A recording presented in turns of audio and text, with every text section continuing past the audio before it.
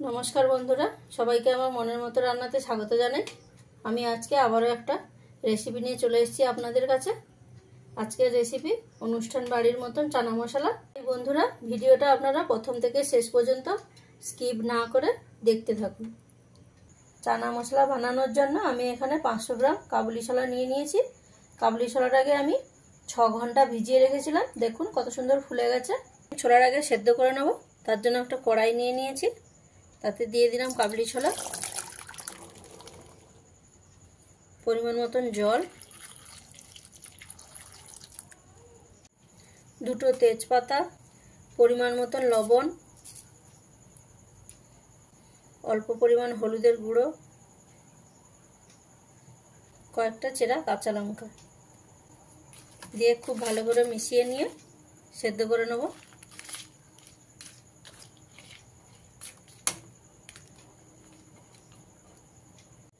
কাবুলি ছোলাটাকে কিছু সময় আমি সেদ্ধ করে নিয়েছি। দেখুন কতটা সুন্দর নরম হয়ে গেছে। তা আমি এবারে ছোলাটাকে নামিয়ে নিলাম। এবারে গ্রেভিটা বানানোর জন্য আমি একটা কড়াই নিয়ে নিয়েছি। কড়াইটা গরম করে নিয়েছি। তাতে দিয়ে দিলাম পরিমাণ মতন সর্ষের তেল। তেলটা দিয়ে তেলটা খুব ভালো করে গরম করে নিতে হবে। তেলটা গরম হয়ে গেছে। তাতে দিয়ে দিলাম হাফ চামচ গোটা জিরে, কয়েকটা শুকনো লঙ্কা দিয়ে ভালো করে মিশিয়ে নিতে হবে। ভালো করে মেশানো হলেই দিয়ে দিতে হবে এখানে পেঁয়াজ বাটা। আমি এখানে 150 গ্রাম পেঁয়াজ নিয়ে বেটে নিয়েছি।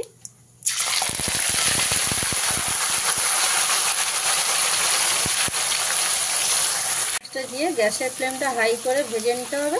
আর ভাজার প্রসেসটা একটু ফাস্ট করার জন্য এখানে দিয়ে দিতে হবে পরিমাণ মতন লবণ। গ্যাসের ফ্লেমটা হাইতে রেখে ভালো করে ভেজে নিতে হবে। খুব বেশি সময় ভাজতে লাগবে না, প্রায় 7 থেকে 8 মিনিট ভালো করে ভেজে নিলেই হবে। পেঁয়াজের মধ্যে যে জলটা আছে তার জন্য পেঁয়াজটা এইভাবে একটু ছেটাবে। যখনই দেখবেন জলটা কমে যাবে তখনই পেঁয়াজ ছেটানোটাও কমে যাবে। 7 থেকে 8 মিনিট পেঁয়াজটাকে ভালো করে ভেজে নিয়েছি। দেখুন পেঁয়াজটা ব্রাউন কালার হয়ে গেছে। এবারে এর মধ্যে দিয়ে দিতে হবে 1 চামচ রসুন বাটা, 1.5 চামচ আদা বাটা। এখানে আদার পরিমাণটা রসুনের থেকে একটু বেশি দিতে হবে, ঝালের জন্য কাঁচা লঙ্কা বাটা। এবারে গ্যাসের ফ্লেমটাকে মিডিয়ামে রেখে ভালো করে ভেজে নিতে হবে। যতক্ষণ পর্যন্ত না আদা রসুনের কাঁচা গন্ধটা যাচ্ছে ততক্ষণ ভালো করে মশলাটাকে কষিয়ে নিতে হবে। আদা রসুন বাটাটা দিয়ে 3-4 মিনিট ভালো করে কষিয়ে নিয়েছি।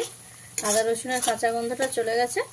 এবারে এর মধ্যে কয়েকটা মশলা দিয়ে দিতে হবে। 1 চামচ হলুদের গুঁড়ো, 1.5 চামচ কাশ্মীরি লঙ্কার গুঁড়ো দিয়ে ভালো করে মিশিয়ে নিয়ে মশলাটাকে কিছু সময় কষিয়ে নিতে হবে। মশলাটা ভালো করে কষানো হলেই এর মধ্যে দিয়ে দিতে হবে টমেটো কুচি। আমি এখানে 1 পিস টমেটো নিয়ে কুচি করে নিয়েছি, দিয়ে দিলাম। এখানে খুব বেশি টমেটো দেওয়ার দরকার নেই। টমেটোটা দিয়ে আবার ভালো করে মিশিয়ে নিয়ে কিছু সময় কষিয়ে নিতে হবে। যতক্ষণ না টমেটোর কাঁচা গন্ধটা যাচ্ছে ততক্ষণ একটু ভালো করে কষিয়ে নিতে হবে। টমেটো কুচিটা দিয়ে ভালো করে কষিয়ে নিয়েছি। টমেটোর কাঁচা গন্ধ চলে গেছে।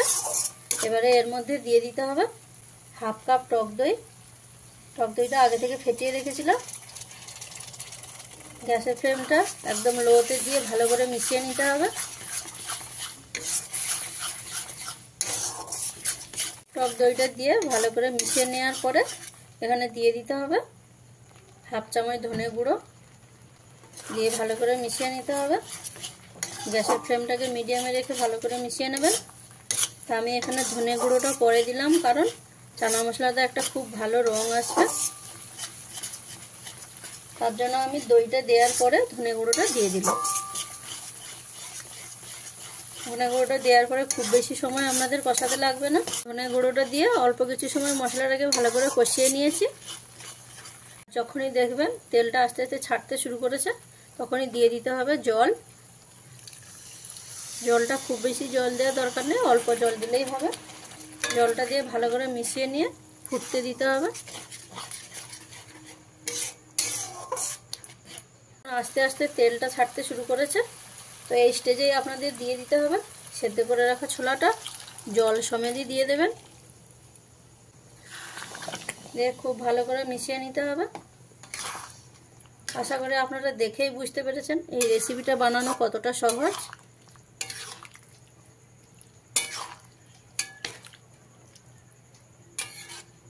এটা এখন অনেকটাই ঘন রয়েছে,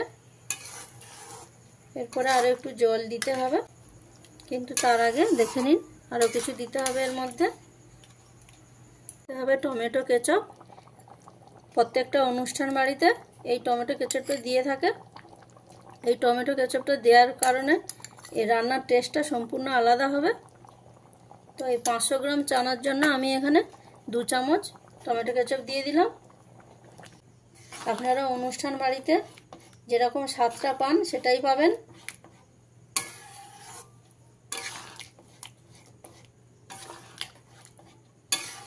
খুব ভালো করে মেশানো হয়ে গেছে।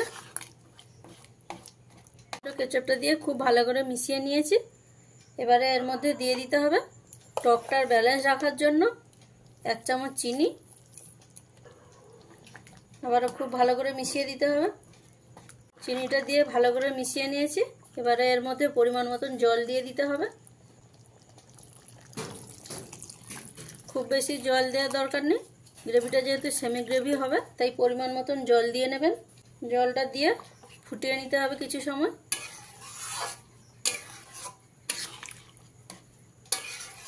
এই জলটা দেওয়ার পরে আপনারা লবণটা চেক করে নেবেন, যদি অল্প থাকে তাহলে দিয়ে নেবেন। জলটা দিয়ে কিছু সময় ফুটিয়ে নিয়েছি, তো এখন তেল ছেড়ে দিয়েছে। তো এই পর্যায়ে এখানে দিয়ে দিতে হবে 1/2 চামচ বিট লবণ, 1/2 চামচ গরম মশলার গুঁড়ো, সাথে দিতে হবে 1/2 চামচ কসুরি মেথি পাতার গুঁড়ো, 1 চামচ ঘি, আর সব শেষে দিয়ে দিতে হবে ধনেপাতা কুচি। অনুষ্ঠান বাড়িতে যে চানা মশলা বা ছোলা মশলাটা আপনারা খেয়ে থাকেন, সেটা দেখুন বাড়িতে বানানো কতটা সহজ। একদম সব ঘরোয়া মশলা দিয়ে, কিন্তু তার টেস্টটা হবে একদম অনুষ্ঠান বাড়ির মতো। ভালো করে মিশিয়ে নিলেই আপনাদের রান্না কমপ্লিট। তো বন্ধুরা, আমি যেভাবে রান্নাটা করলাম সহজ পদ্ধতিতে, আপনাদের অবশ্যই ভালো লাগবে। আর ভালো লাগলে চ্যানেলটিকে লাইক, কমেন্ট, শেয়ার এবং সাবস্ক্রাইব করতে ভুলবেন না। আপনাদের কাছে অনুরোধ রইল এই রেসিপিটা একবার বানিয়ে দেখবেন। আর ভালো লাগলে প্রতিবারের মতো আমাকে কমেন্টে জানাতে ভুলবেন না। তো আপনারা এতক্ষণ দেখছিলেন মনের মতন রান্না। দেখা হচ্ছে আপনাদের সাথে আরও একটা নতুন রেসিপি নিয়ে পরের ভিডিওতে। রান্নাটা আমার কমপ্লিট হয়ে গেছে, আমি এবারে নামিয়ে নিলাম। রান্নাটা করে আমি এইভাবে নামিয়ে নিয়েছি।